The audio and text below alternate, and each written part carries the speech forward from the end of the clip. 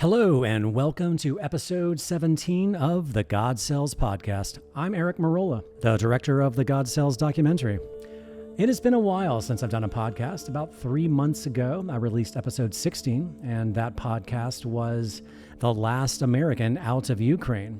He was being treated while the bombs began falling when Russia imposed their full-scale invasion against Ukraine. Today's podcast is one of the first Americans back to Ukraine to receive therapy. His name is Bobby. His son has a rare genetic disease called Pelizaeus-Merzbacher. Pelizaeus-Merzbacher, very hard to pronounce. This is a rare genetic disorder affecting the central nervous system, associated with abnormalities of the white matter of the brain and the spinal cord. I'd honestly never heard of this condition before, and frankly, this is the first time EmCell has ever even treated this condition. So they did not even know how well this child would do because they had no experience with it. But as you will find out, this child did well enough for this father to return multiple times for follow-up therapies. Some of you might be wondering, I am working on a new documentary about this technology, fetal stem cells, and the new documentary is going to be called Ukraine Fetal Stem Cell Pioneers. And my target release date is April of 2023. That is, of course, if I'm able to raise the required money to properly release it. It's like $60,000 I have to somehow raise for the final music and publicity and all of that stuff. If I'm not able to do it, you guys are going to see it a whole lot sooner on YouTube for free. But either way, this documentary, my new documentary, will be released for free on YouTube. It's very difficult to get Netflix or Amazon Prime or any of the big distribution channels anymore to distribute independent documentaries. They just won't do it anymore. Not really. Not unless you do something about UFOs or something. But because of the controversial nature of this subject, especially with like Roe v. Wade overturned, like it's just, no one will touch this subject. So free on YouTube it will be. But the end goal would be to hope that, the New York Times, Variety, The Guardian, whomever will at least review it, even though it's not going to have really much of a commercial release. But honestly, I kind of like having the freedom of just putting my stuff on YouTube anyway. But before I do that, I'm going to be making one more trip to Ukraine with my co-producer and wife and some people from the documentary that people will meet in the documentary for one more trip there for my own therapy and to get a kind of an update on what's going on there. The movie will likely be left open-ended because we don't know the fate of Ukraine. But anyhow, you'll learn a lot about that in today's discussion with Bobby. If you're willing to listen to the whole hour or so of the conversation, we get into some really interesting stuff beyond just his therapy. But, he stayed at the Intercontinental Hotel where all of the mainstream media is staying, where they're all reporting from Kiev. He tried to get the German press to cover EmCell. They said, oh, no, too hot of a potato there. We're not covering that. So just some really interesting stuff. And Bobby's a really interesting character. I really enjoyed talking to him. As always, if you have any questions about what I do or this therapy or anything at all related to my documentaries, I love answering emails. Email me at eric@ericmerola.com. That's ERIC@ERICMEROLA.com. That is how I met Bobby, because he emailed me. Also, if you want to keep track of my documentary work related to EmCell and stem cells, visit stemcellsmovie.com and subscribe to the mailing list. I send an email out maybe once every month, once every 2 months. I'm not one of those people that send emails all the time. Or if you want to just check out what I do generally, you can visit ericmerola.com. I really hope you enjoy today's podcast of episode 17 with Bobby discussing his son's treatment at EmCell.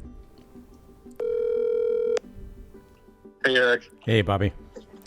All good? All good.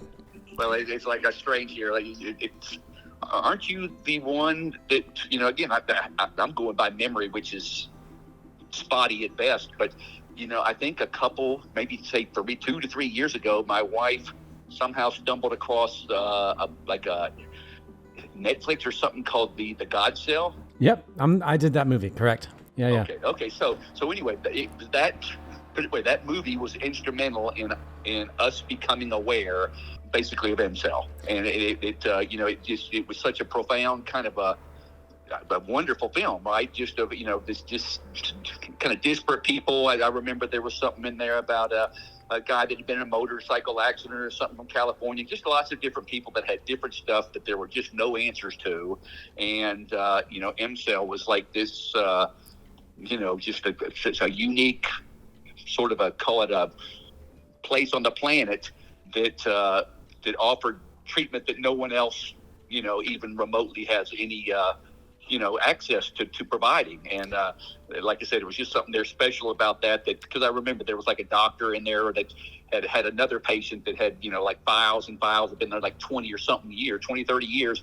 And old timer that really didn't believe in that kind of technology, call it. And, but had to believe in the patient that he had taken care of some kind of bloodborne disease or something that for 20 or 30 years, but that it cured it. Right. And so, when you see those testimonies and how real they are, it just kind of helps you through the fear factor where these unknown things, looking at some kind of technology that you've only kind of read about with, gene therapies or whatever, you just kind of, you're just a little bit in doubt and afraid. And like I said, stuff like that was firsthand testimony was what was the entryway for me and my wife to take our son, which we knew had a very unique disease that had probably never been treated by this, Eric, to go there and to give this a feel and try it out. Yeah. So I don't know if you're aware, but I've been making these documentaries for more than 10 years, and most of them have been about medicine.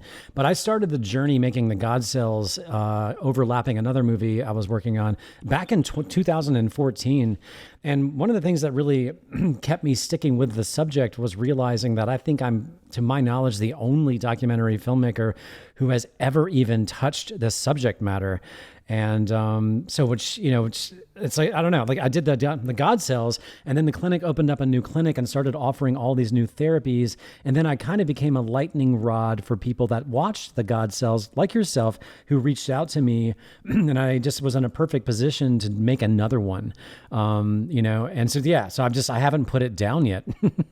So it's a good thing that to me, good things just kind of have their own sort of, like truth, like water kind of seeks its own level, and gravitation, you don't even know where the tire hits the pavement, but somehow these things come full circle, and there's like a momentum that builds from it and everything. So to me, again, our son, I don't know, but he's got what's called Pelizaeus-Merzbacher disease. Mm-hmm. And it's just a very rare sort of a genetic anomaly, which is a form of leukodystrophy, where the white matter in the brain does not form. Really, the myelin that goes over the nerves that kind of sends signals from the brain to the body just does not, never really forms. Mm-hmm. And but anyway, so it was a long path for me and my wife even to figure it out. But we knew we adopted our son from a young lady in Romania when he was from birth, basically. We had tried to have a baby. That's maybe way too much long of a story, but anyway, I guess I'll give you the whole bucket list here of all of our storyline. But sure. We early on in our marriage, my wife and I have been married for like 22 years. In the first 4 or 5 years of our marriage, we ended up having a couple of miscarriages and ectopic pregnancies, shelved having a baby for pretty much the better part of the next 10, 15 years. Then about 5 or 6 years ago, my wife had some gallbladder surgery, and then when she's coming out from under the anesthesia, I kind of stumbled into the nurse and her talk in the room. She was kind of being tearful, having tears, and going like, I think life passed me by. I need to have a child. My purpose in life type of stuff. And then we spent about by this time, I'm like mid-50s. My wife is, mid-40s. And it was like and she had 1 tube from having an ectopic pregnancy. So we've spent about a year trying to have a baby. It didn't work. Then we went into the adoption process in America, which was kind of a daunting thing with just a lot of it's almost like like Match.com, where they put profiles out there and, then people pick each other and select it. But anyway, it's a kind of thing there. But we ended up going to Romania, stumbled into a very unconventional way of adopting a baby, where before someone was even entered into a clinic over there, as far as the adoption clinics, we met the parents and they met us. We fell in love with each other immediately. And then literally within a month, this young 16-year-old girl that was about 5.5 months pregnant flew home with us back to the United States, lived with us in Alabama, had her baby in Birmingham. We flew her parents over during the final couple of weeks when it was imminent that she was having the baby. And then we all stayed together, had the baby, and then, they flew home. But anyway, and shortly after, we found out that Oliver, our son, had a very rare disease called Pelizaeus-Merzbacher, which there's no cure for. And there's really it's like 1 in 500,000 children. There's probably only a couple thousand on the planet that have this disease. She's a carrier of this. Probably I still stay in contact with her. It's just a long story. I won't digress with that. But she still lives in Bucharest, and this bright young girl going to college, doing good stuff. And I kind of keep up with her about yearly, just on update and stuff, and have let her know that she's likely a carrier for this disease. Mm-hmm. So that before she has a family of her own, that she might want to get tested and just see how this is going to, how it might be meaningful for her life, just to be aware of this kind of stuff. But anyway, again, going back to the original story here, my wife stumbled across, because she searches a lot of stuff on the internet, and saw your movie on the EmCell, and it just something about it just resonated as a potential sort of an ideal that was available on the planet as far as technology for stem cell treatment that might really be helpful to our son. Mm-hmm. Wow. And so we went over there for the first time. Believe it or not, I think the first time we went, trying to remember, but I think because it's been the 2 years ago was just this year, so we went every 6 months to get this treatment. So it must have been September of 2020 was our first trip over there, and we're both of us are sort of adventurers. Again, been into Romania. My wife lives there, so we decided, and this is right during COVID too, if you can imagine. Yep, so yep. COVID had hit March basically of 2020, and so it was like full rain where you couldn't even pass borders and fly in and out. So there was a lot of stuff not allowing people to fly, this, that, and the other. So we opted to fly into Romania, rent a car, and then drive across through Moldova and then into Ukraine, and to get this treatment. And it was a pretty harrowing adventure there, because getting across borders within 24 hours of having your shot registrations or your test, whatever the kind of test they gave you for the COVID testing. Yeah, PCR testing. Yeah. So anyway, we barely made that stuff and had harrowing trips in there, but it was an adventure after it was all said and done. And frankly, we couldn't tell. Our first treatment in there, seemed like a good thing. And I got to be honest, we went in there very trepidatious, going like, I was anyway. I can't say my wife was, but I was very trepidatious, going like, hey, even if I get there to the moment that we're ready to do this, even after all the effort to fly into Europe and drive into Ukraine, if it doesn't feel right to me, I'm willing to walk away from this, and I was. Mm-hmm. But everything was so comfortable. The people are so accommodating. The fact that the cleanliness of this therapy, I guess the unique flavor of the therapy that's offered by EmCell is that this stuff, where other stuff that I understand, Eric, on the planet that they have that has other other therapies like this, there's like rejection drugs that go along with it, you know what I mean? Because you get these things that are either manufactured by man, stem cells, or stem cells that are older, that have kind of rejection things that the body just has a difficulty with. So kind of it's almost like taking some of these pharmaceuticals that they've got in the United States nowadays. You give it, and there's 12 side effects and all this stuff, but there's literally no side effects from the stuff that has come from the EmCell with our son. And it's been a beauty just to have something so clean, so natural. And like I said, the first treatment, sometimes you're so close to something that it's difficult to tell how did it really help. I mean, is there just like a black and white sort of things you can take off the table that you say, this is how our son was better? And we weren't able to, but we trusted with the testimonies and everything that we saw there. And so the first treatment, I can't say I walked away with a whole lot of like, hey, this was profound difference, and it was just like, Jesus walking on water or something. It wasn't that big, but at the end of the day, by the time we went for our second treatment, which I guess would have been March of 2021, our son, his disease is very peculiar. There are different levels to it. There's what they call like conatal, and there's another one that's called, I forget, but there's two different levels of them. One's worse than the other, and my son is kind of like in the middle one, not the worst, So he's pretty well, but he can't talk. He can't walk. Typically, they have very short lifespans with this disease. I mean, there are some. There's a small percentage that live in their 20s, 30s, 40s and stuff like this, but that's the exception rather than the norm. Eventually, the white cells, or the basically the myelin that's in the brain that sends signals, just does not send signals like even to breathe.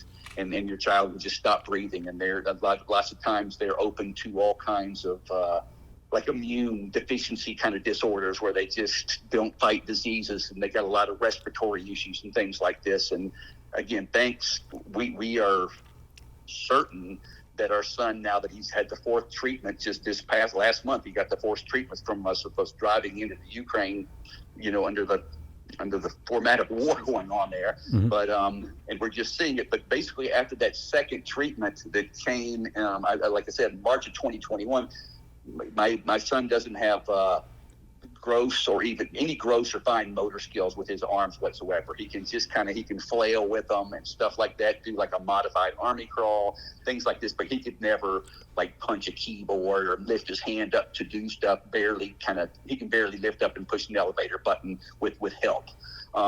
So for him to be able to communicate and go to school and be functional and stuff like this, they were kind of at a loss for how, because they've got these what they call augmentative communication devices that are available, but you have to do one of two ways. Either you have to use your fingers and kind of touch a template, and if it's even if it's something as simple as red and green, where are you hungry, are you thirsty, or whatever, and then he reaches his hand up and touches the green or the red, he would have such limited control that he couldn't even hit the screen to go red. Or he might be shooting to hit the red if he didn't want it, but he might accidentally hit the green. So that technology didn't work. And they had another one that's within the same technology, if you will, but it was called eye gaze. And basically it's able to, with this certain kind of equipment, it's called a Toby, but this interactive communication device is able to lock on his eyesight, and then he's able to look at a screen, and then he could look at the red or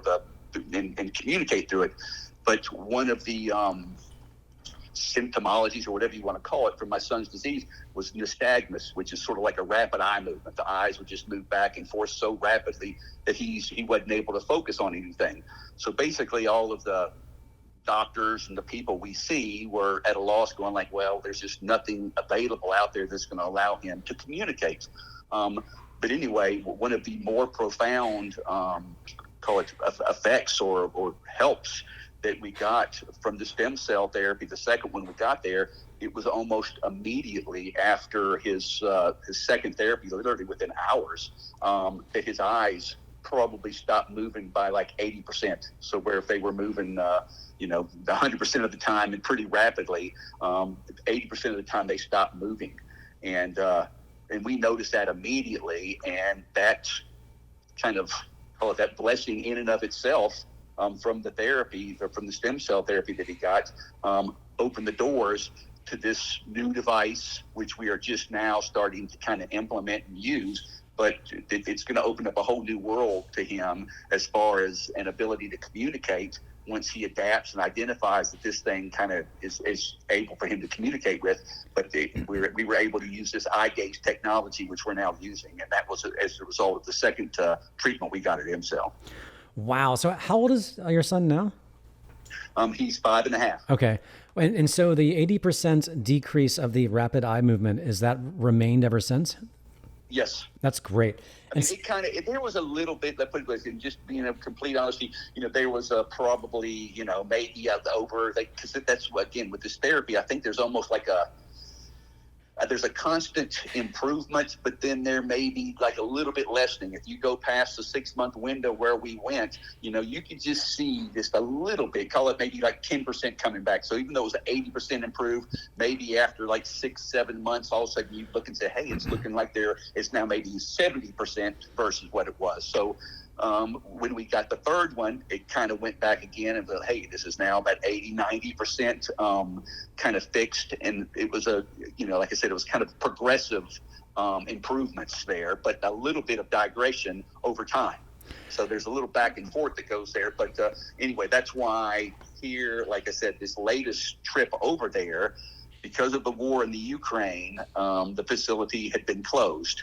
And, we were, he was supposed to have his third treatment in March of this year, which coincided with his spring break here at school. And anyway, we were trying to ride over there and do some different stuff to see if, what might they open, because once we kind of got excited that once they surrounded Kiev and then left, that maybe the western and the central part of the country might have a little bit of freedom to do some stuff and open back up a little bit. And who knows where the war's going with Putin and all this stuff. Like I said, I've gotten a couple friends over there that you meet at the hotels or with the drivers with EmCell that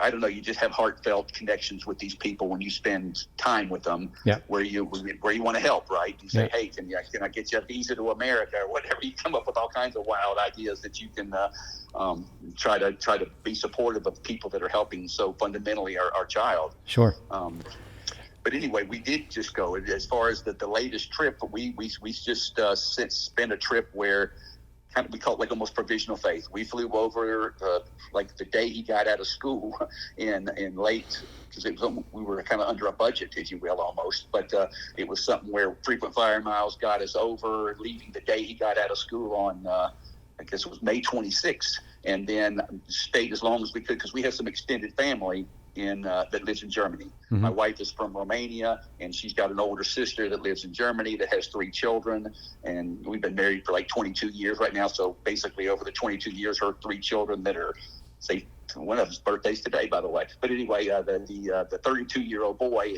today, we pretty much kind of raised him in a lot of ways. He flew over to America when he was 13 and 14, probably been here 10 times. And anyway, but we flew over to spend some time with the family and then left what I call an open door, saying that, with a little bit of grace, EmCell's going to open up and we will find a way into the country and, we'll get this therapy, because we, in all honesty, because take from March through June, we could see some very real kind of digressions in our son's behavior. He was like having his muscles. Again, there's just a lot that goes on, I guess, with the way that the brain is able to communicate with the body, with breathing and the muscles and digestion and even sleep and things like this, that if he doesn't have this therapy, you sometimes take things for granted, because he had 3 therapies over 18 months, and then we were supposed to have the fourth therapy in March of this year.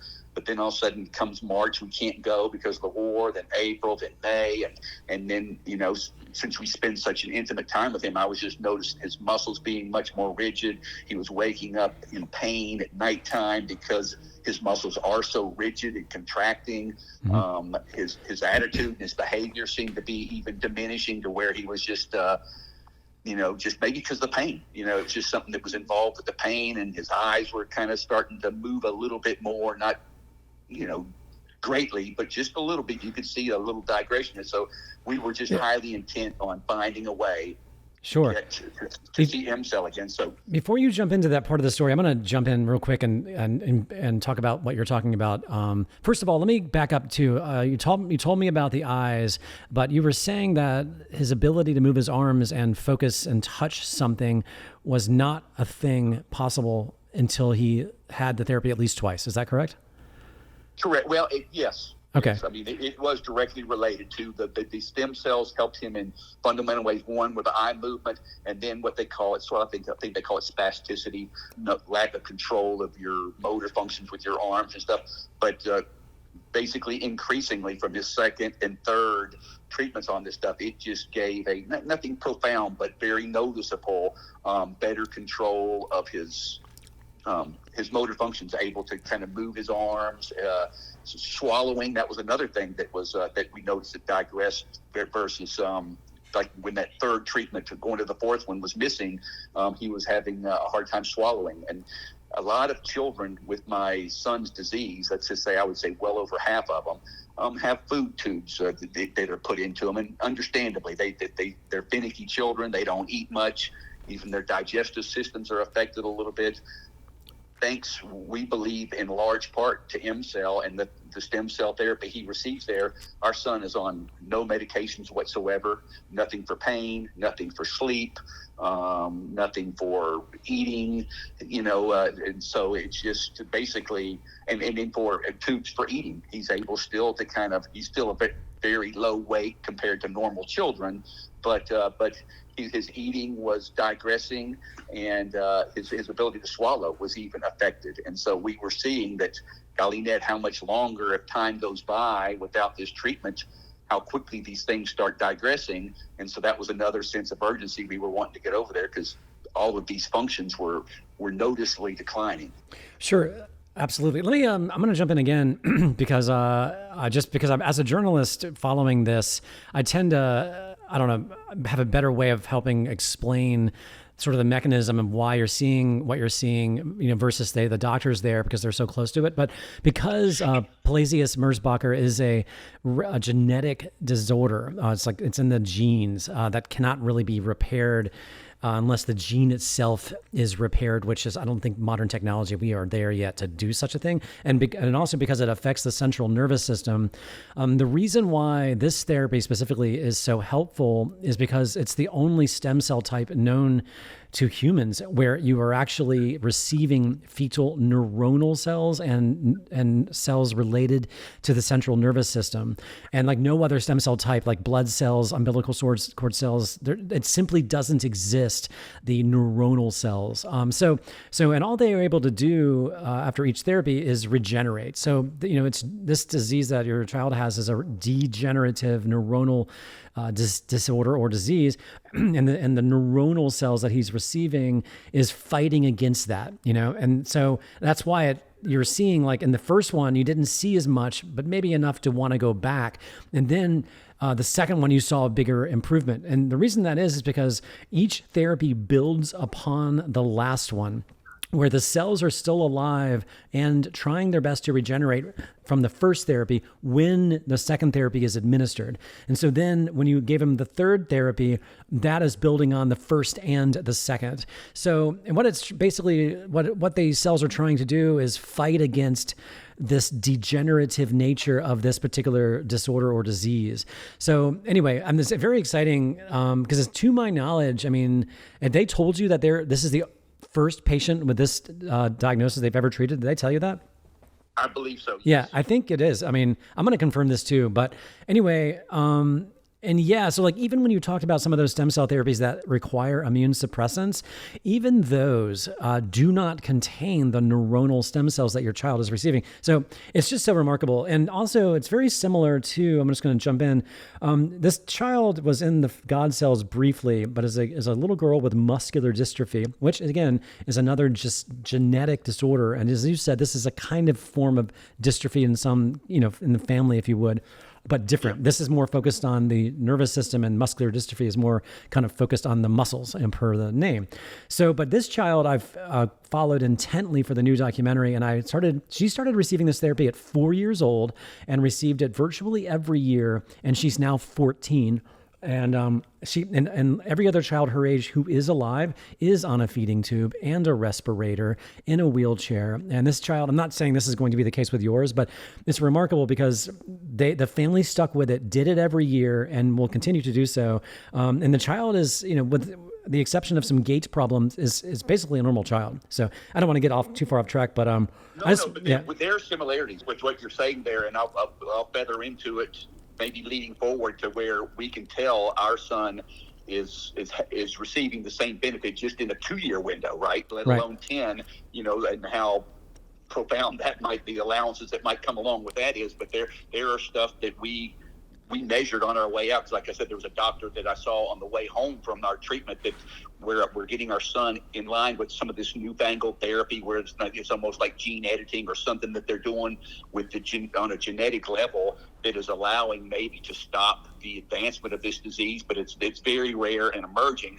But basically, our son is going to be allowed to be in a part of this study by meeting with a doctor in Amsterdam as a result of this stem cell, because it has basically almost like a stay of execution. Sounds like the wrong words, but it basically has curbed the digressive nature of the degenerative disease that he's got with the nerves, such that he is, they're only saying that babies that are 2 and 3 and 4 up to 5 were able to be eligible for this study that they're starting in September of this year. But when they measured Oliver on the way back out of Europe last month, they looked at basically some digestive stuff. I'm sending them some MRIs today from when he was 1 and 2, so they can kind of map this stuff out. But we're probably flying back over to Amsterdam in September to have another MRI, but to be a part of the study that he otherwise would not be allowed, because they had kind of capped it off at the age of 5. But they said because of what they saw in him, that it was kind of profound that he did not have these digressive characteristics, such that they were going to allow him to be a part of the study. So it was just a very big blessing for us. Wow, that is super exciting. And as I mentioned a minute ago about it, the technology not being there yet, and now you have found a study in Amsterdam where they're going to try to fix this genetic malfunction. Well, they don't actually fix it, Eric, but I think what they do is they curb it from getting worse. I guess these nerves, they have a way of just degenerating the nerves, right? What are available, and this is going to actually might they've already done it, but they've now, and it's been kind of held up a little bit because of the COVID stuff and money, but it is, like I said, this EmCell stuff has been fundamentally whatever the reason why our son is now going to be a part of this study here is because they were certain sleep stuff, digestive stuff, and some, I forget, there was a couple other little criteria that the doctor had, and I'm, like I said, I just got the MRIs yesterday in the mail, so I can send them to the lady in Amsterdam to kind of fill her database, so we can fly over there and be a part of the study come September, October. That is so exciting. I'm so glad we connected, because I just never get tired of hearing these stories. And honestly, Bobby, this is why I keep doing this, because it's just these stories and how it's affecting people's lives is just why it makes it all worthwhile. Anyway, wow. Thank you for sharing all of that. No, it's to me, like I said, going back to where you even said this neural basis, this stuff, because we've done as much research as we can too, just thinking, because we were, I don't want to call it desperate, but, just knowing that what could happen because of, call it Putin and Russia and this, the conflict and the war that's going on in the Ukraine, that if the doors were closed forever or something like that, we're sort of, all in like a poker move on this with these guys, such that we know there's nothing else. I've reached out to everything and these things in Panama and China and India, supposedly things that suggest similar kind of therapies, but there's nothing that's in that fetal stem cell that kind of passes the blood-brain barriers and whatnot, and that this is the unique placement on the entire planet that offers this therapy, and for something to happen to it is just in our whatever, we're very wedded to it, but it would be catastrophic. Yep, it would. You can imagine, like, when I was really close to getting the new film kind of almost done, really, and February 24th hit, and it was just like a sledgehammer. I mean, it took me like a month before I could even look at the documentary again, because it was just too devastating and sad to even look at it. So, I mean, I'm not even in your situation where you're, dependent upon it because of your child. Yeah. I mean, we're all sort of in this together. But it's also impressive that you've figured this out, because I can't tell you how many people haven't done the due diligence and they somehow haven't been able to grasp that Ukraine is the only country on earth where this is legal and regulated, and EmCell is the only entity on earth that this is happening. I think it's so difficult for people to really wrap their head around that. They just can't believe that that's a reality, but it is. It just simply is, which makes this, yeah.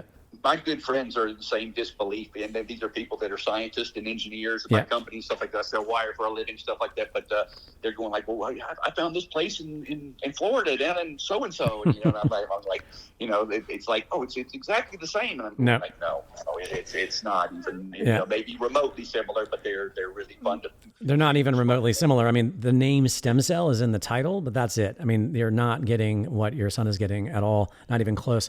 And also, too, like, I have, one of the reasons I'm able to make these movies is just been able to get, like, say, wealthy people to help back me because there's no money in these. But what comes with when making these things, so it's sort of a labor of love. But my point is that some of these wealthy people have really big connections, and some of those connections are diplomatic. And what I'm trying to say is there has been a concerted effort to try to get this legalized in other parts of the world, like in the Caribbean and other parts of the world that aren't necessarily on American or European soil. And it's impossible. Like no one will budge on this because of the controversy around it and the potential clash with the industry overall because, of just what a threat this thing is for the industry, which is a whole nother conversation really, but which I try not to harp on. But yeah, I mean, right now, the Ukraine is it until somebody's... This is like an adjunct to your... exactly what you're speaking towards right there. When I was over there, again, it's a pretty grueling trip going over there last month, crossing borders and gas supplies. And I can kind of give you more detailed kind of a version of how we got in and out of there and whatnot. But we stay at the Intercontinental Hotel. I don't know where you stay when you're in there, but we always stay because I've got frequent flyer points because I travel for my living. And so I just had like 1 million points stashed away. And I'm going like, God bless. But we've always stayed at the Intercontinental Hotel, which is downtown Kiev. Yeah. Very nice, top floor, totally. One of the highest buildings down there. And basically when I'm seeing the stuff with the war and you're seeing CNN and Fox and all these different people doing their newscast, they were from the top of the Intercontinental Hotel. Right? Yeah. And I'm going, we stay there. You could look out the window and even see some of the smoke when they were doing stuff from a distance and going like, wow, I looked out that same window and whatnot. But it was interesting when I was there just last month. Everybody was there. I mean, they had, like I said, it was CNN, Fox, Canada News, Australia News, German News. But and that's where all the diplomats come through because of the stuff that was going on over in they're doing a lot of documentaries out of the atrocities that happened in Bucha. Yeah. And they had, I think right when I was in there, they had these diplomats whoever the head of Moldova is, but they came in there during the same little 3-day window I was there. And, you got, like massive security going in there around the hotel. They got their bomb dogs and plates and, mirrors up under the cars and everything. And I'm blessed they even let me stay in the hotel with all the people that were coming through there. But it was interesting because when I was there, I was only there for like 3 days, but getting the treatment. But during that time, I thought that maybe it would be if fate had it or the universe was, conspired to kind of open the door in this direction, that, hey, maybe one of these news outlets would be interested in hearing something about the EmCell and maybe it would be a promotional value on some level or whatnot. And I ended up bumping into people in elevators because the entire hotel is probably 80% media, diplomacy and whatnot. And it was strange that I think I bumped into somebody that was out of the German news or something like this, and they were they kind of pulled me aside because I didn't speak German. So it was just something they said because they were highly interested in doing something. But anyway, for what it was worth, the word came back around through someone with CNN or something like that the EmCell was a kind of a hot potato. Yep. That media did not want to. Just didn't want to kind of open that door. Yep, that makes perfect sense. I mean, welcome to my world. And because of where the cells come from, and because everyone is so scared of angering basically 50% of their audience, no one will touch this subject. So like even my biggest supporters, I mean, back in my earlier documentaries, like with my Brzezinski documentary, and before I touched the God cells, I had, the famous Dr. Joseph Mercola and even Tony Robbins and Russell Brand and all of these other people that would support me on Twitter and to promote my movies. They won't touch this subject. It's not funny, but but I think it is a moral hot potato. If you either for it or against it, so if you even come close to that threshold, do not want to be affiliated. So it's like, okay, guess what? Yeah, I mean, and also like I'm always surprised. Like even with the God cells, I was surprised that some of the mainstream newspapers even reviewed it, even though a lot of them gave it a bad review because I think they're like, if we're going to review this, we're going to make a bad review out of it, But the fact that they even watched it and reviewed it at all. But yeah, like they don't care. I don't mean to like poo-poo all over, but they ignore the fact, like say this kid with muscular dystrophy is an anomaly, first time in human history. They ignore the fact that people with Parkinson's are having remissions and people with MS are having remissions and kids with autism who've never spoken in their lives are talking. They ignore all that and they focus on the abortion part of it. It's fascinating. It's a classic example of throwing the baby out with the bathwater. You don't even give it. I'm not even going to give this all of these positive, almost miraculous kind of connections that come through this. I just cannot consider any of them because I've got this priority that says this is bad, so therefore nothing good can come from it, right? Yeah, and the same goes again, like going back to people that think this is being done elsewhere. And what happens is when you approach governments with this, even though they have all the data and they have what's called a good manufacturing practices laboratory, and even though they will say, look, we do not need to extract the cells in your country, we just want to be able to legally import them and legally give them to patients. We will do all of the other work back in Ukraine to obtain the cells. And once they get up high enough, you're dealing with politicians at that point, and they realize, the politicians and everybody around them realize, if we do this, regardless of how good it is for humanity, we will be destroyed in the polls. We will be destroyed by 50% of our constituents. So they just back away every time. Yeah, I'm with you. I joke with my friends, but because even when I have to tell people around here, I'm from Alabama, so we're kind of like the belly button of the Bible Belt, right? Right, yeah. And it's politics, to me, planetary wise, is like the new religion, man. It's just like where everybody is just so polarized that, like I said, these items like this that are just so profoundly allowing on these levels that we're speaking to, as far as these rare diseases and the ability of this particular protocol of stem cell being the only one on the planet to that's developed in a way that truly addresses the cause of these things and has these just fundamental abilities to either curative and or like I don't want to call it palliative, but whatever they call it, where it just allows for my son right now to sustain his life while these other treatments are emerging, such that they are going to be helpful for him. I mean, it just got such a so many profound opportunities here that I'm an advocate 110% or more. I couldn't be more supportive if I could. Absolutely. I mean, you and I are on the same page. Okay, so I'm going to jump ahead, if you don't mind, because a lot of people that are going to hear our conversation are going to be people that are considering making this trip. And even though I think most people will be flying into Warsaw and taking a train, which is how we're going to do it when we go sometime this year. But I would love to sort of hear even if it's a daunting story, just sort of like the short version, or just however you want to tell it, how you got in there. You already kind of told me what it was like being there. You were at the Intercontinental and where all the news hub was. But I'd be curious to have you also jump into kind of your overall feeling about being in Kiev, Ukraine, while this is happening. Just sort of give me like the lowdown of what the journey was like. Yeah, it was actually, number one, just as far as like little favorite little backdrops, because I like bucket list stuff. I love traveling the world everywhere, from India to South America to China, anywhere else you can be, and just kind of have like a bucket list thing. But I had never, even though I've been to Europe probably say 20 times in the last 20 years, but I'd never been to Warsaw. And this kind of, the door opened up. We were notified by EmCell. And like I said, it was kind of open-ended and quick. I had a rental car that I'd gotten out of Frankfurt where we flew into, but I didn't, like I said, the door was just kind of cracked with a provisional faith and hope that they're going to call us or they'll open up. And certain enough, they did. And then we went, let's just drop everything and go. And then as a footprint, as it was, when I looked at the map from where we were kind of outside Frankfurt, the best way for me to get there, the way I mapped it out, was probably about an 11-hour drive to get to Warsaw, and then probably about another 11, 12 hours to go from Warsaw into Kiev. So you took the train from Warsaw, or did you drive? No, I drove. Wow. I had a little rental car from Frankfurt that I'd gotten. I'm going to stop you right there, because I thought about, sorry to interrupt you, but I thought about this. So how was like car insurance? Like when you're renting a car and you're like, I'm taking it to Ukraine, or did you even tell them?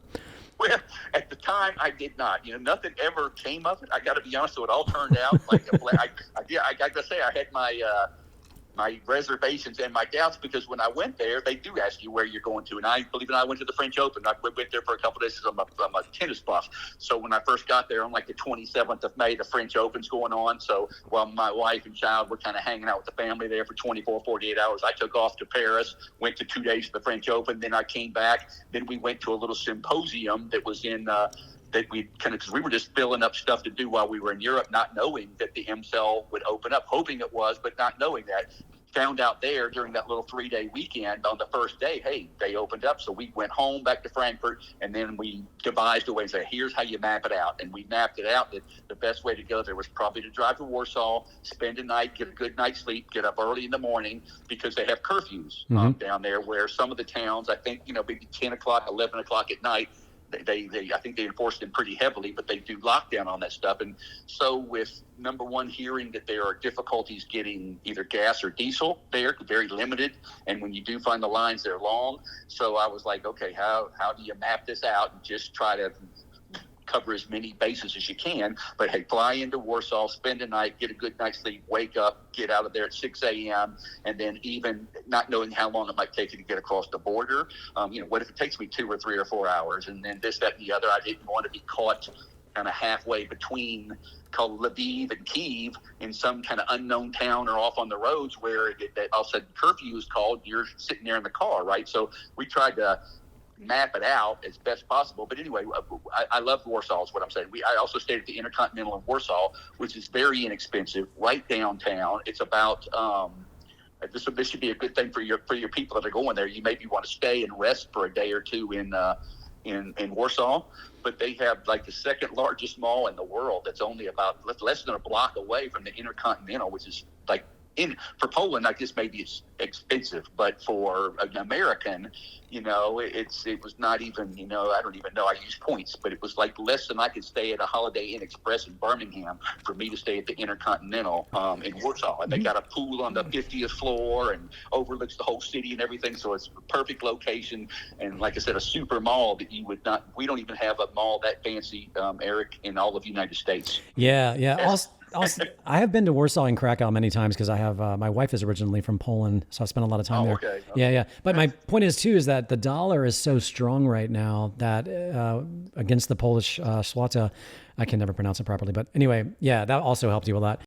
So anyway, we mapped it out, spend the night there, get an early start, get across there. Luckily, talking to the people at EmCell, they were very helpful because they sent me a little checkpoint crossing the border down there, I guess, in sort of southeast Poland. There was like a little checkpoint. I just plugged it into my car or to my phone and headed off, right? We left early in the morning, made sure we were gassed up as soon as I got close to the border, because there's not a whole lot of, gas is freaking $8 and like 50 cents a gallon in Europe, right, with this crisis, and it's probably not going to get better anytime soon. So, it's not like it's cheap, but anyway, it's something to be aware of, if you will. European gas costs a lot of money, but going into Warsaw and are you doing the one-way trains? That's another thing I did at the last minute because I didn't want to drive in there. I got to be honest. I didn't want to drive in there because it just seemed daunting, like you said, with the insurance. When I first got there, rented the car, they said, where you're going? I said, hey, I'm going to Amsterdam. I'm going to probably go to Paris and watch some tennis. Hadn't locked and loaded with going to EmCell and into the Ukraine, so I didn't divulge that. But in all honesty, I probably wouldn't have, even if I would have, because I just thought maybe they would have not rented me the car, or maybe they would have, had some other legal reason for why, I just wasn't allowed to do so, right? Kept it midwell. Yeah, no, I was thinking that was honestly very smart. To answer your question, yeah, we're going to fly into Warsaw and take the train. So I use a service called PolRail. It's a Polish rail. And by the way, anybody listening, if you go to stemcellsmovie.com, there's a link, there's a button there. I have the link to the train so you can look at the schedules. But you have to be patient and wait for when they open up the option to get the nonstop train, which there are stops, but you don't have to transfer trains. That's annoying if you've got to transfer like in a foreign land, different trains with not everything's in English, but it's a decent long drive. I mean, it's over a dozen hours by train, but you can get a private sleeper car. So if it's you and your spouse, or you and your child, or even you by yourself, you get a single private sleeper car by yourself, or if you were with somebody, you get a double private sleeper car. So you have privacy. You're not just sitting in a seat. But yeah, we're going to get the one-way train there. And then purchase a train ticket back. So, but when we go, we're going to go. Good. Yeah. And here's why I thought about driving. But one was, like you said, gas. Like that could be an issue, trying to get more gas, which you can talk about that. But also too, like when February 24th hit, people that were getting out of there, traffic was gridlock. You couldn't get out of there if you wanted to. So the only thing that's going to run are trains. that without, traffic jams. So train seems the most logical. And frankly, all the diplomats, like all these guys, these American diplomats and all like Boris Johnson and Macron, all those people that go in to visit President Zelensky, they're all taking the train. So that's how they get there. They're not even. No, it makes perfect sense because the border crossing is tough. I tried. I looked at that train schedule, and it was locked up for because again we had this window of opportunity. It was probably like the 2nd of June. Said, hey, Sorry to interrupt you, but when you went was right also when everybody was flocking back into the country, all the residents. So you couldn't get a train back in from Warsaw to save your life because it was booked up. Everybody was leaving Poland to go back home. So I was looking. I was even willing to extend my trip because we were flying home like on call like the 19th of June, and I had the trip that I told you, the aftermath trip because we plugged this in there to go to Amsterdam and see this doctor, which I felt I just really needed to make it happen. But I was willing to say, hey, if you have to pay extra for your plane tickets and push them out by another week or 10 days, then do so to figure a way in there. But I kind of opened up the window to try to fly on that single train that went directly there because the other one took 48 hours and took you all around. But the direct train was locked up for, I think I went about 10 days into the future and it was just unavailable. And I went, okay, that's not an option. You gotta drive. And then we sort of bluffed it. Like I said, when I got to the border, it is literally, I mapped it on the way out. On the way there, I didn't look because it was just so long, and I was kind of like intent on just getting there, so I didn't look at my surroundings as closely. But I went directly there, and then there was a line like 8 miles long when I got out of there, but multi-miles long with trucks that looked like they'd parked there for days, if not weeks. Then you get to another line that was everybody's still sitting in the car. You could see them all sitting there waiting, and you could tell they'd been there for hours, if not days. Mm-hmm. And then, like I said, I drove all the way around to the front of it because luckily I did get the EmCell to write me a little letter of recommendation that they wrote in both Ukrainian and English saying my son needs some critical medical care. And when I went to the very front, they had the military guy with the rifle or whatnot, the radio people, he put us to the front row, and we went all the way up to the front, and literally within about an hour or so, we got across and into the country. And luckily there was a gas station right when I got in there. I mean, 1 kilometer over the border that filled me up with petrol, and it was enough to make it all the way into Kiev. I mean, literally I was down to like 50 kilometers left in my gas tank, but I made it to the Intercontinental Hotel. But all that said, if I could ever go back again, or when I do already plan, if there's such a blessing, to go back again during the Christmas time. Yeah. Because that's his next 6 months is December. It's beautiful. It's cold, of course, but it's gorgeous. Like the two most gorgeous times to go as far as the city coming alive is Easter and Christmas. Yeah. Oh, okay. Yeah. It's going to be cold. Get ready for that. But no, because it's such a... But that's the only thing I was kind of scared of. But if you can get that train ticket ahead of time, golly, Ned, that sure is a safe and easy way into the country. That sounds like a great plan. Anyway, all right. So you check in Intercontinental. I've actually been inside there, but I haven't actually stayed there. Usually, well, as you said, like the media people, et cetera, stay there. But so you're right in the middle of like I know that because when you watch the news, people that are listening, when you see those churches in the background, what you're seeing it from the Intercontinental Hotel. So you're kind of smack dab in between the two big churches. I think the St. Michael's and the St. Sophia. Mosques, they got like these little with the gold domes right out there. If you've ever seen off this a lot of the. Yeah, the one to your left is St. Michael's and the one to your right is St. Sophia, if I'm not mistaken. But you're right in between. I mean, it's like the best place. And you're right along the Dnieper River there. It's beautiful. Yes. Yeah. Anyway. Well, they've now got that little central square right in front of the mosque. That's the one that's right directly, I mean, literally about a half a block outside the front door of the Intercontinental. They've now got, it's kind of set up like a little kind of a war, they got blown up Russian equipment, tanks, transport stuff that are there, and they kind of probably maybe even seen it on TV, but there's a lot of people that filter through there. And there is, I got to be honest, there's people are going on about their life rather normal, but you sense a heaviness, Of course. I mean, like, for instance, like McDonald's, I keep stuff simple for how I feed my son because he eats either McDonald's chicken nuggets or Chick-fil-A. There's not Chick-fil-A's over there, but there are McDonald's, but they're all closed right now. Even the one down at the Maidan, at the bottom in the main Maidan, did you walk on? All McDonald's in Kiev, maybe in all of the Ukraine, are closed. Fascinating. Okay. All right. For some reason, I have no idea, because I used that. I was even talking to the people at Stem Cell. I said, hey, tell me that the McDonald's is open because my son is finicky eater. And they were going, oh, sorry, it's closed. And but anyway, we made it work because they had good chicken nuggets at the Intercontinental. Okay, good. But there is a heaviness, like I said, and even too, there's sirens that go off. I don't know if there's something in the area that precipitates this. Maybe something that they've got, like, radar things or something going on there. But there were one or two occasions in my little 2 or 3 days there where they did have the sirens going off, which gave you just sort of an eerie feeling of like, hey, what's going on? But honestly, it was very safe. There was nothing. I never felt scared or compromised at any time. So we were. It felt very safe, especially there at that Intercontinental Hotel. But really, all of Kiev and everybody around there are still very, very friendly. The people that you meet on the street, because me and Oliver went out every single day, just walking the streets and going up and down the town. And the traffic of people was way, way less than it had been on the 3 previous trips there. But other than that, it seemed like a lot of people were almost life as normal or as best they could. Yeah. No, that's what I gather as well. And speaking to people there and just looking, I follow a couple of YouTubers that are living there as well. So where the clinic's located, it's definitely outside of downtown. And it's sort of southwest of downtown Kiev. Like when you were at the clinic itself, because it is kind of in a more remote area, did you hear any sirens at that time way out there?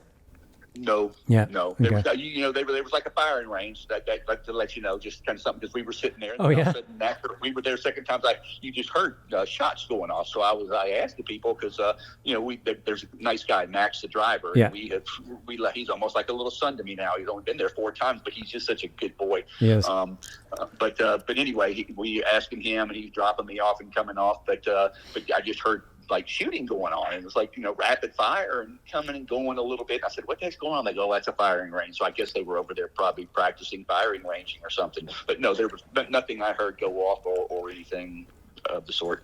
Yeah, I was just curious. That is interesting, because I guess they are kind of in a more of a remote area, but it makes sense to have a firing range kind of nearby. But luckily, the clinic is really located in a nice part of Ukraine where there hasn't been anything falling from the sky. There hasn't even been any troops on the ground in that area. So it's a kind of a lucky break in that regard of its location. So, yeah. Well, they seem to do well. We're driving over. I mean, like I said, there's a weirdness to it, because it's almost like your subjective sort of images that you have. You're going into a country. There's a war going on. Oh my God, you almost have your imagination's almost with a like a dark flavor to it, saying, hey, this is what could happen. And there's multiple checkpoints when I was driving across, and I'm not saying the train would be stopped or anything, and there's nothing bad about it, but you just come along, you'll be out in the middle of nowhere, and then all of a sudden they've got giant concrete posts crossing the road where you've got to like zigzag through it, and there's guards there that pretty much look at you pretty closely just to make sure, and sometimes they even stop you. I mean, but maybe once or twice, but they stopped and kind of looked at me and then asked me a question, and I said, this is my son, medical stuff, and we went right on through, and with no difficulty whatsoever. But they've got a pretty intricate network of, especially when you start getting to the say within 20, 30, 50 miles of Kiev, where you can just see they set up stuff back and probably haven't changed it, never knowing what's going to happen next. But just for travel purposes, that people just can't come barreling down the road without without kind of being monitored. Yeah, no, it makes sense. I mean, there are a lot of Russian spies infiltrating the country, and they're trying to weed those people out of there. So it makes sense. I mean, it makes perfect sense to me that they would have checkpoints. Not to mention, you've got the president they need to protect. I mean, Kiev is going to remain a fortress as long as this goes on. So, yeah. Well, we've got a lot of, like I said, I've got my imagination runs wild, because, in your heart of hearts, you just really want some, resolution for the country, if you will. Like, hey, would they just somehow to agree to disagree? And then I saw stuff on the news this morning. I watch a lot of Fareed Zakaria. He's about the only thing I watch on Sunday mornings at 9:00. Any other news I don't watch, but because he usually has what I call a fairly kind of a broad way of looking at stuff.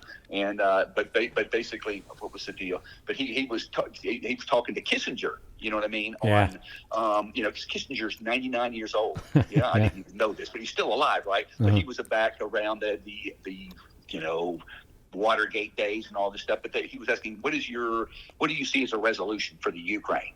And basically, it's sort of like Pandora's box that's been opened. The way he didn't say it like this, but he kind of said, before he never envisioned, as I think maybe most of the world never envisioned that Putin would ever cross the line and attack in a wholesale manner a sovereign country and just basically killing innocent people. You know what I mean? Under whatever Soviet ideology he's got, Eric. To me, I never envisioned it when it, until this February date, like you said, when all of a sudden we're waking up one morning and it's happening. I was like, okay, it's a bluff. It's this. They're trying this. Like he's a brilliant guy. This Putin, as I understand, as far as just logic and reason and just the way he thinks and does stuff, he's just a very smart individual, but that he would never cross the line, so to speak. And, when he did this, it's almost like you're in no man's land as far as how to digest and comprehend what, because we've even had, like I said, you got these, in our lifetime, none of us, maybe the older people, have what I would call really given credibility towards the potentiality of nuclear war, right? Yep. It was just like, hey, the 80s did this, and then we had this like detente and all this stuff, and it just wasn't real. It could never happen in the modern world here in the 21st century. But here we are in like a deer in the headlights saying that, hey, if you do this or if you open up your airspace, then this can happen. And then, this potentiality of what they call tactical nuclear war or stuff like that is just like very real all of a sudden. And, the whole world, I think, is kind of like a deer in the headlights, to go there too many times, but and there's no returning it. That was one of the little takeaways that today was from Kissinger's little thing I saw for that little Zakaria interview I watched. But it was like, he goes, there's no turning around now after he has attacked and done what he's done and sort of crossed this line, so call it like egregiously, that how do you back out of this? And the only way he saw it was maybe somehow in the Donbass region where all this stuff is going on right now, that if they could kind of come to a happy median of just allowing Russia this and then going back to that's probably the only anything with the realm of logic that would the future might hold, because there's just the box is opened, and like I said, you should see to me the pride of the country is something that because we go out there, we've only been there, call it 4 times, but each time we usually went there for like a week or 10 days, even took long weekends down to to Odessa and said, hey, let's just go to the seaside and see this and do a little extra, have some vacation with it or whatnot. And all of the people that, to me, from 40 and younger were Ukrainian at heart. Yeah. Right? They were just like, hey, we're pro-Ukraine and this is this, and they're bought into what I call the free enterprise sort of mentality. And then some of the older people now that I met, that I called them like 50 to 60, I sensed a lot. And again, not this on this most recent trip, and I didn't get to spend a lot of time there this time. It was kind of in and out. But in the previous trips, when I was meeting people and having the coffee shop talk with the 50 or the 60-year-old guy and whatnot, I sensed a whole lot of pro-Russian sentiments. Yeah, they were people talking, hey, Belarus is this, and spoke wonderfully about Belarus and wonderfully about Russia and Putin. But I got to imagine, and I'm making this up, but to me, where a lot of these people that had these sentiments that were, because that's where they came from. I mean, so you had a heritage of parents and grandparents and stuff like this that probably had, romantic ties and lots of sentimental appreciation for your Russian ancestry. But I think like 99% of that is like the way of the dinosaur now. Oh yeah. No, like Kiev as a city back centuries ago, it was sort of like one of the oldest Russian sort of origins, honestly. So like the origins of Russia as far as geography goes, not culturally, but where the location is basically Kiev, So, but what's interesting about what you were saying on Kissinger is that because I know the Ukrainians that I know, even before this happened, were extremely anti-Russia, and just like they're like, I cannot believe we have to live next door to these people, like But that's just my experience. But what's interesting about people like Kissinger, or anyone that says that Ukraine should just give some of the land to Russia, right? But and then hopefully everybody will just agree. But what they're assuming, they're using logic and reason with a narcissistic sociopath known as Vladimir Putin. So like, if you give him the Donbass or give him any portion of Ukraine, he will smile and look at you right in the face and say, okay, great.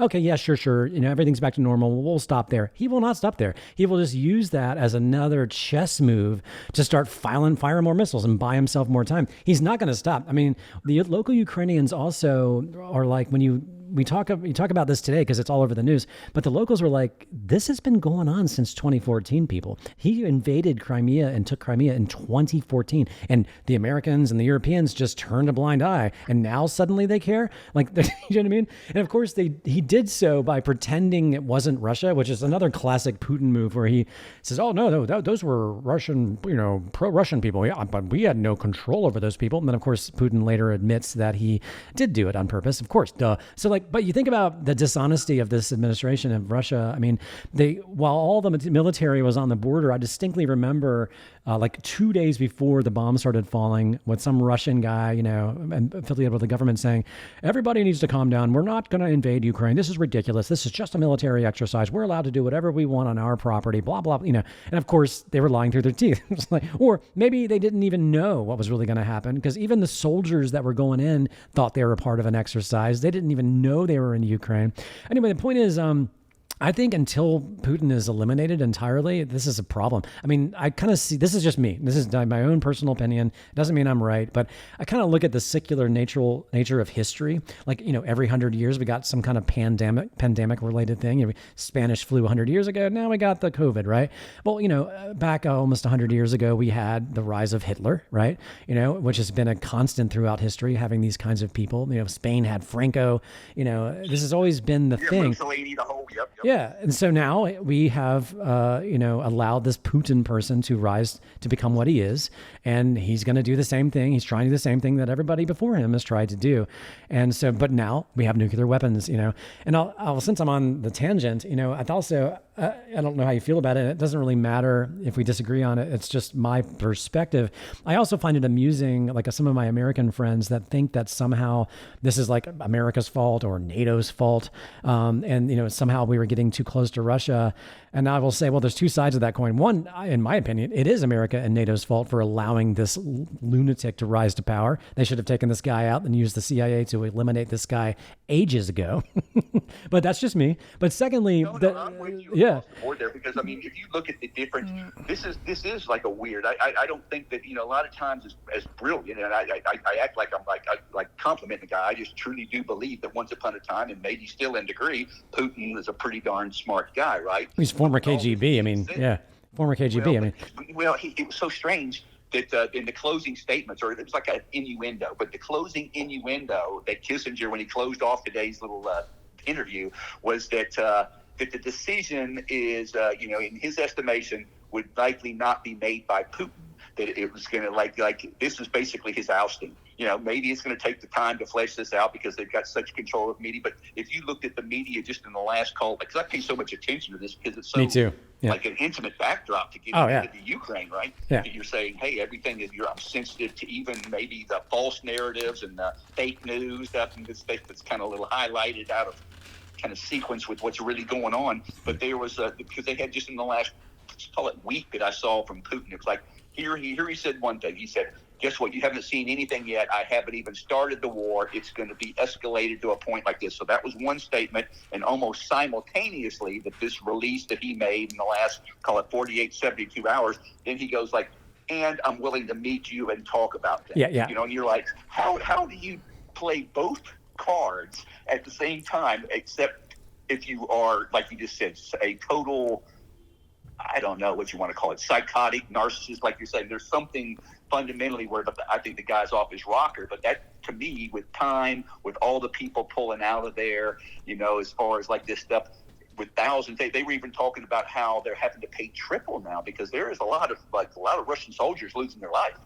You can hide that stuff under a rug for so long, but with modern media, Facebooks, or however they communicate with each other and stuff, there's a lot of parents that have their children not coming home. There's a lot of children and all of this stuff. So give it, these weeks and now months that this stuff drags on, and the more losses that are there, I just got to think that somehow on what I call a grassroots way within Russia, that there's going to be a tipping point in it. Is it today, tomorrow, in a few months? I don't know. But some part of me, my heart of hearts, trying to believe in this sort of the goodness of the world prevailing, if you will. But is that somehow that the criminal aspects of what Putin has done and continues to do is going to somehow flesh him out.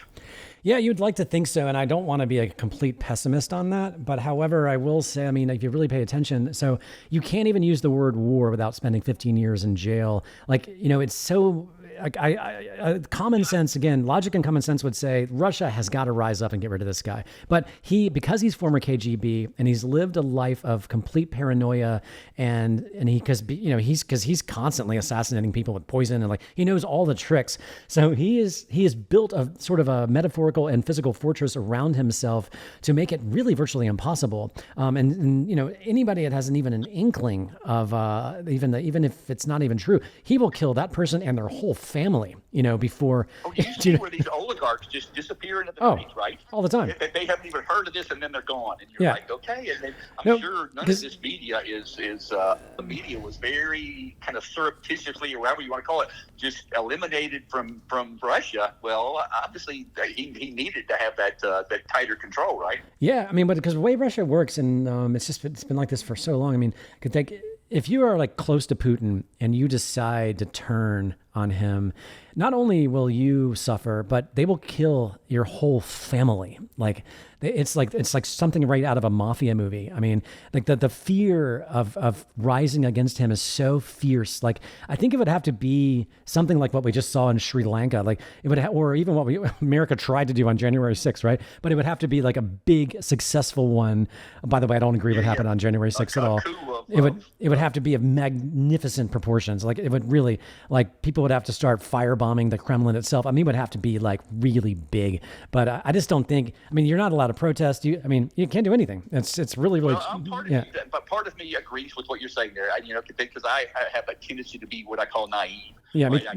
There's always the I don't know, the cheer for the underdog and all of this type of stuff. But reality suggests that he's got such a tight clamp on things, but you also want to offer yourself some type of a legitimate, I don't say closure, but just like an end game that allows for something that's, I don't know, meaningful for the planet in a way that, and EmCell, right, as a backdrop. Yeah. I'm just saying, where is the longevity and where is the future? How can we somehow secure it in a way that allows it to remain vital in this world, because it is such a unique, blessing to the planet. And if it continues, like you say, it sounds like it's expanded on its protocols, and it's probably like an iceberg. That if it could just get more time and I don't know, just on the planet and an ability to kind of get more services out there, it would probably we'd be amazed at what their unique footprint of stem cell offers to humanity. Yeah, no, that's why I keep doing what I'm doing, because the thing is, they've been doing this for 30 years. They started in one room out of a state hospital in the 90s and continue to expand. When I first went there for the first God cells, they were in a different building. That building you were in was just completed in November of 2019. There's a huge future ahead of them if they could just be left alone. It's just unfortunate that they are in the country of Ukraine. It's fortunate in the sense that if it wasn't for that, I mean, because I don't know if you know the history, but the short of it is, Chernobyl happens. It was a huge tragedy. They used the fetal liver cells and were curing aplastic anemia or bone marrow failure because they couldn't find bone marrow donors and fast enough, or even finding matches fast enough because of the radiation poisoning was in such large scale that they started giving fetal liver cells to patients, the founders of EmCell, by the way, and started curing people of aplastic anemia. And so, because the reasoning behind that is because in the fetal liver at the time of gestation, that is the precursor, the foundation to the body's bone marrow. And so because of that, of its location and this horrible Chernobyl event, they were able to sort of fast track it through the Ukraine Ministry of Health and get it legal on the books, fetal stem cell therapy, as of a medical necessity. And so that's why it's only reason why it's legal in Ukraine. Wow. Anyway, yeah, it's fascinating. But I didn't know that bit of history. In fact, in the new movie, I mapped this out in detail. In fact, I open up the movie with this to make it really clear of how the origins began. I learned so much from the first movie and all the questions that I got that the second one, even though it's a whole different story, I just decided to address these, but yeah, I mean, I'm with you. I want to have a feeling like there's, light at the end of the tunnel here with this Putin situation. And I'm not saying I'm the first one to root for this having a happy ending. All I'm saying is just really using my brain and just paying attention to what's going on, and also intimately studying this, and also intimately studying the history of this man, and frankly, the culture itself. I mean, it's a very intense culture in the times of war. I mean, on a side note, like even when Russia liberated Berlin back at the end of World War II, I mean, those Russian troops raped 100,000 German women, so the stuff in Bucha should not be a surprise to anybody what happened there. This is sort of like embedded into who they are. It's really awful. They did the same thing in Afghanistan. They did the same thing in Syria. It's just they're a really kind of barbaric culture when they're put in that situation. And then you combine that with this madman named Vladimir Putin. I don't know, man. But I will say, when you hear about Putin, you talked about Putin saying this, Putin saying that, and this is just me. Whatever Putin says, I have to, at my deepest bottom of my heart, assume the opposite. So if he says he threatens with nuclear weapons, I can assume that he will not use a nuclear weapon. Serious, period. When he says you haven't seen anything yet, I'm going to assume he's at the end of his rope. When he says I'm going to sit down and talk, I'm going to assume he's not ready to sit down and talk. That's just me. Because there's not been a single thing. There hasn't been a single thing they've said from the top down that's been true. Not a single thing. So it's kind of like when you meet somebody or you have a friend, like how trustworthy is this person? You base it on their history with the person, right? And my history with this guy, there's not a single thing that's been trustworthy about this administration of Russia to believe at all. So that's me.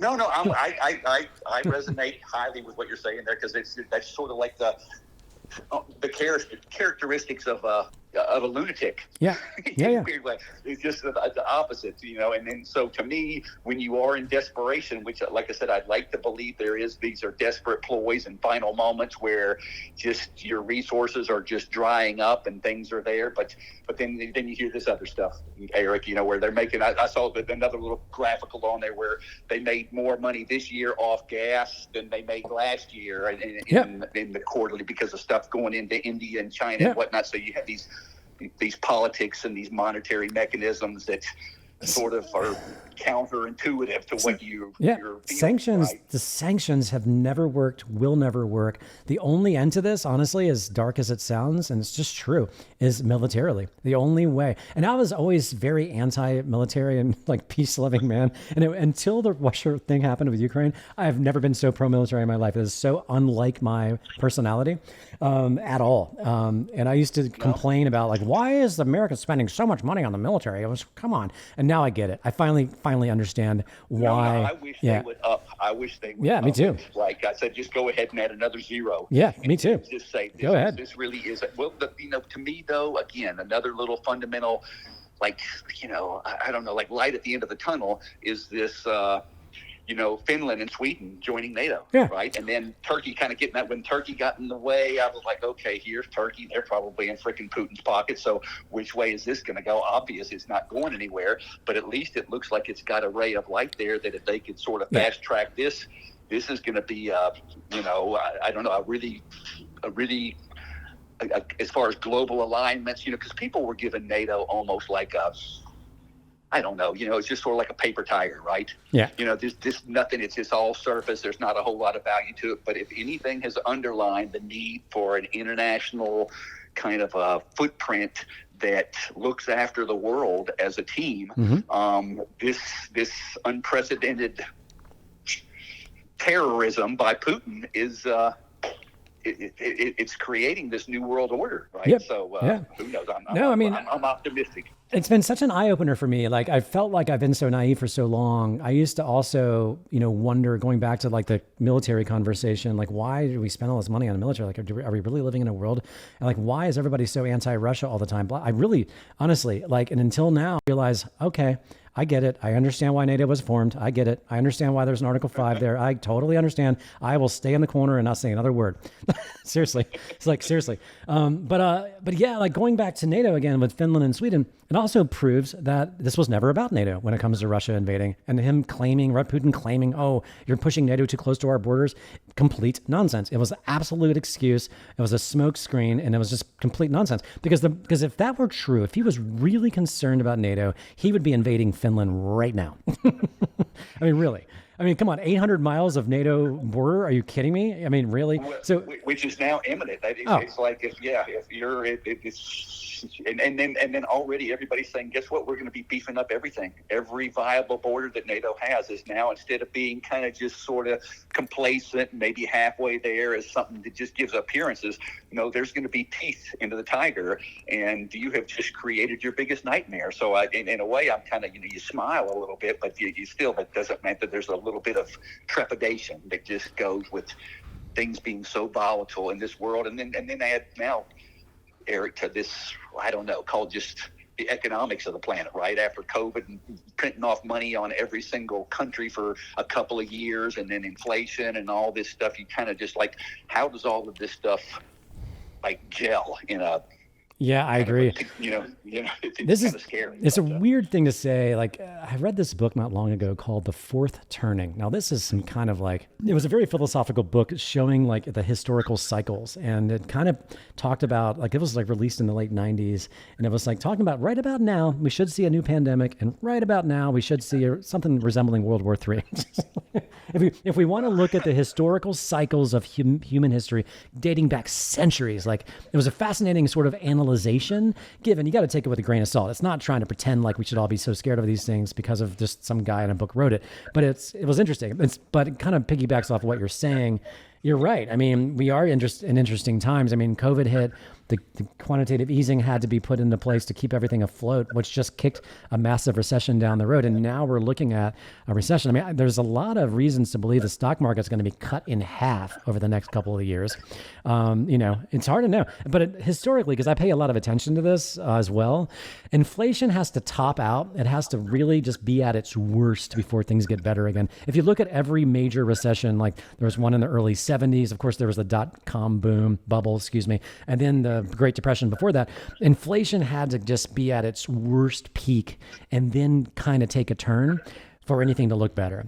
Historically, we don't know what's going to happen this time, but I will say, since I'm on this tangent, you also add to that, Bobby, something else I pay attention to because I just love disruptive technology, which is one of the reasons I love what EmCell is doing, is we look at how technology is growing at such a rapid pace, where artificial intelligence and robotics are kind of replacing a lot of jobs. And frankly, if I were a huge company, I would prefer AI or a robot over a person any day. If you want to be pragmatic about it, right? They don't call in sick. They don't get COVID. They don't need health insurance. They don't need social, all that stuff. But this is a real thing that's happening. If you look at our phone that we're talking on, this thing's a calculator, a flashlight, it's a GPS, it's everything. We don't need to buy any of those things anymore. So what I'm saying is we're at this thing that's kind of called technological deflation competing with monetary inflation. So we're going to see universal basic income coming in just to keep everything afloat. Like as long as we are alive another 40 or 50 years, we're going to experience some really interesting things. I'm with you. Yeah. If there's an exponential curve, we are right where it's ramping upward heavily, right? Absolutely. Absolutely. Yeah. Yeah. Anyway. I see you and I could probably talk for hours. Yeah. Well, no, I'm looking forward to kind of like trying to find a little segue into getting over when you're over, right? So, I mean, tip in the dark. If you take the train, because I looked at the trains, so you land in Warsaw, you get your nonstop train with a sleeper car into Kiev. But unfortunately, going back to Warsaw, there aren't the same train options. So, and it's what's a less of a, we can get in touch later about this, but what's a shorter trip and where you have a better train option as far as the first class is taking Kiev to Krakow. And Krakow is magnificent. Like, it's one of the oldest cities in Poland. It was spared during World War II. I'm just telling you, if you liked Warsaw, you'll love Krakow. So I'm just saying. Okay. Yeah. Well, I ran into a lady that was from Krakow when at the Intercontinental. She'd just come there for like a long weekend. Yeah. And she was highly recommended herself. And I was like, oh, okay. I just know that's where they had a concentration camp. That's about all I know of. Yeah. No, we did that. We actually went to Auschwitz. I mean, it's one of those things like you kind of like have to do it, you know. But they also have these salt mines there where you're in this elevator and you're sunk down. I don't know how far in the middle of the earth, and there's like this miniature city made out of salt underground. Wow. I'm not kidding. Like there's, Europe is such a fascinating sort of geography, and all the history that you're talking about there that just goes back with all this stuff. But very cool, very cool. No, but Krakow, like Warsaw, it's similar. It has the incredible culture, like incredible restaurants, incredible shopping, and all that stuff that comes with it. But because it's so old, like Warsaw's fairly new because most of it was destroyed after World War II. I mean, there's some old parts of Warsaw still, but not like Krakow. Krakow, you've got like churches that are built in the 1300s and stuff. Like, it's really incredible. The old cobblestone streets and just, it's magnificent, so. Sweet. Yeah. Okay. Well, hey, Eric, it has been a blessing to catch up with you so intimately. If there's anything in the future that needs a little patch or something like that, I'm an open book Thanks. as far as it's concerned because I'm passionate about this stuff. I'm thankful that we connected on this. And me too. Like I said, I'd like to get you on the radar screen. You're already there. So as far as I'm concerned, on either how one day either while you're over in Europe or something like that, I'll find my way to a hotel for like a dinner and hey, why not? Yeah, sure. And also maybe coordinating a trip into EmCell because, I'm keeping it on there. Right now I'm trying to figure out because they gave me a 6 to 9 month window because we made it 9 months this past time and they just kind of put it on the little protocol to me like, hey, let's see Oliver every 6 to 9 months. And like I said, anything that can be done to perpetuate the sanctity and livelihood and the future of EmCell, I count me in as a proponent. Thanks. I that's awesome. I mean, and again, it's really exciting to continue to meet new people like you that have gone and when we're and had good results from it, particularly considering how rare your son's disease is. Well, it's been a pleasure, Bobby. Seriously, it's been a really great time getting to know you a little bit. So. Mine too. And I look forward to meeting you in person, man. Awesome. Likewise. Talk to you soon. Take care. You too. Bye-bye. Bye. That was episode 17. If you really want to stay up to date on what I'm doing, go to stemcellsmovie.com. That's stemcellsmovie.com. And you can always email me at eric@ericmerola.com. That's ERIC@ERICMEROLA. Bobby and everybody else who has been on my podcast, is because they reached out to me. And they told me about what they're doing, either after they went for therapy or before they went for therapy. So go to stemcellsmovie.com and sign up to the mailing list if you want, or shoot me an email. I always enjoy talking to people that have questions about this therapy. Episode 18 might be a sort of audio podcast of our journey to Ukraine. Me and my co-producer and wife and some patients from my new documentary will be flying into Warsaw, taking the train into Ukraine, receiving therapy, and exiting Ukraine. I will most likely put together a video, a short film about the entire journey as well. I haven't decided if the episode 18 will be a video podcast or if I'll do a separate audio podcast with our journey as a supplement to the video short film. Not sure, but either way, if you want to be one of the first to find out and be notified that this is released, sign up to the mailing list at stemcellsmovie.com or ericmerola.com. They both mailing lists go to the same database. Until next time, thank you.